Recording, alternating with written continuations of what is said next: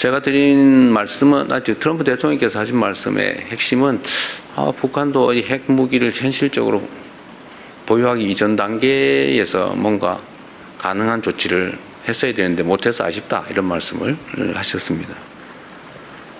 저도 물론 뭐 그 점도 그 점이지만 지금은 다른 나라를 대하는 방식으로 북핵 문제를 접근하면 안 된다 라는 점을 분명히 말씀드렸습니다. 뭐 그 점에 대해서 본인도 동의하셨고요. 근데 해결 방안이 마땅치 않다는 생각을 가지고 계셨고 그게 고민이었던 걸로 보입니다. 그래서 북핵 문제에 관한 우리의 입장을 좀 자세히 설명을 했어요. 이게 일률적으로 한 번에 처리가 불가능하다. 예를 들면 북한은 우리의 판단으로는 뭐 일단 일정 수 이상의 핵무기를 실제 이미 보유하고. 네, 앞에 KBS 손소영 기자님. 네, 안녕하세요. KBS 앉아서 하시죠. 손소영입니다. 예, 그럼 앉아서 하도록 하겠습니다.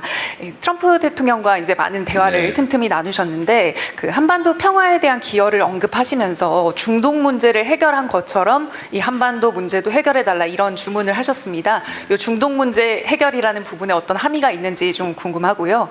그리고 또 트럼프 대통령께서 강한 지도자라는 평가를 하셨는데 대통령께 구체적으로 어떤 역할을 주문한 게 있으신지 여쭤보고 싶습니다.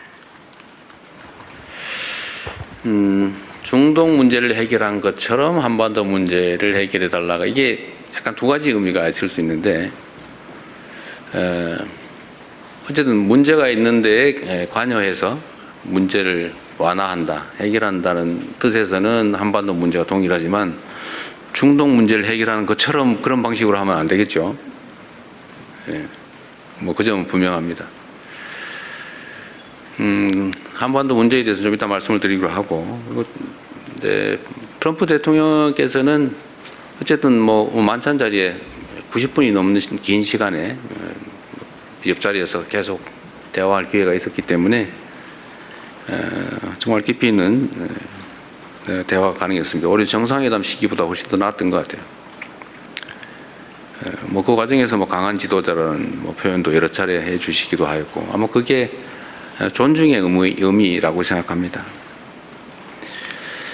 한반도 문제, 그다음에 한미 관계, 이게 뭐 가장 중요한 문제고, 그 중에서 가장 뭐 긴 대화를 한 것은 사실 북핵 문제죠.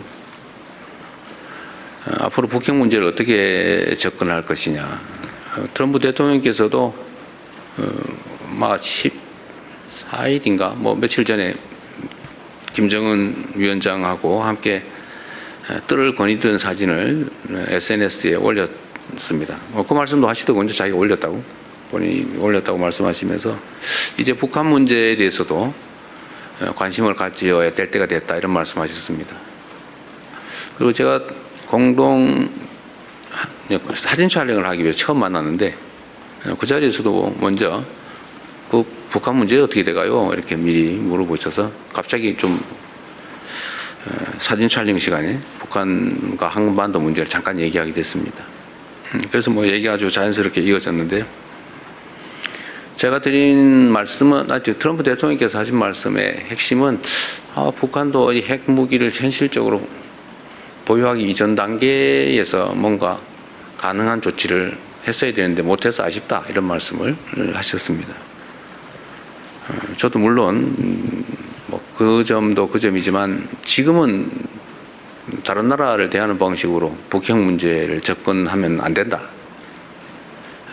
라는 점을 분명히 말씀드렸습니다. 뭐 그 점에 대해서 본인도 동의하셨고요.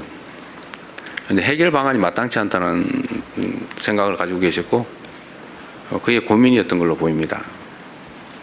그래서 북핵 문제에 관한 우리의 입장을 좀 자세히 설명을 했어요.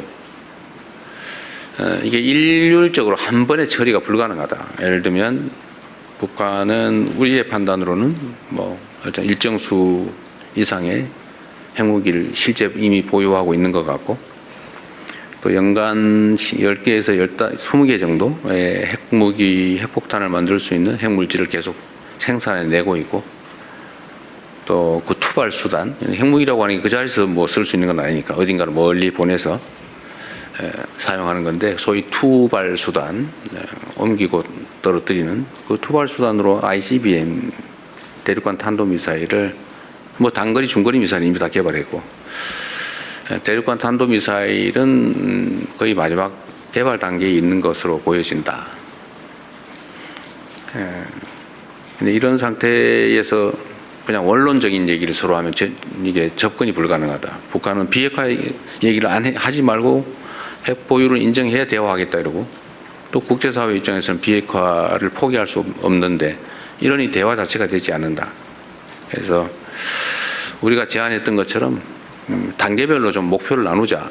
단기 목표, 장기 목표를 나눠서 일단 단기적으로는 이 현재 추가의 핵물질 개발을 하지 않는 것, 그러니까 추가 생산을 안 하는 것, 중단하는 것, 또 핵물질의 해외 반출을 하지 않는 것, 또 ICBM에 더 이상 기술 개발을 하지 않는 것.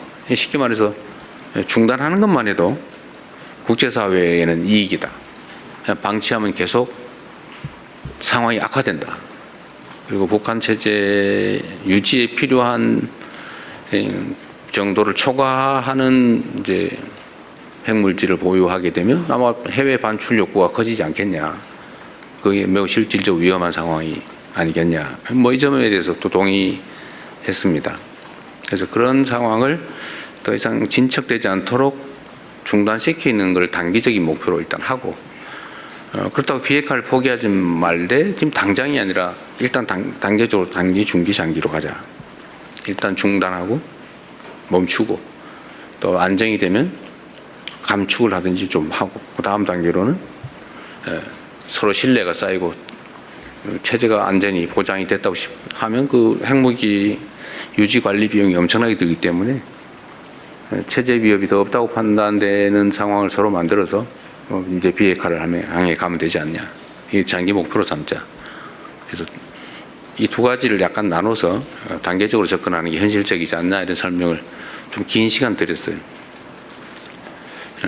그것도 뭐 하나의 방법일 수 있겠다 해서 충분히 고민해 보겠다 이런 말씀을 하셨습니다. 어쨌든 한반도의 핵 문제를 포함한 평화와 안정의 문제는 우리의 생존이 걸린 문제이기 때문에 어쨌든 제가 전에 한반도의 핵 관련된 한반도 정책으로 제시했던 단기, 중기, 장기로 나눠서 접근하는 문제에 대해서는 필요한 만큼 충분히 말씀을 드려서 이해했다고 생각됩니다. 뭐 그리고 그 외에도 뭐 이런저런 얘기들이 많이 있었는데 오늘 답은 여기까지 하겠습니다.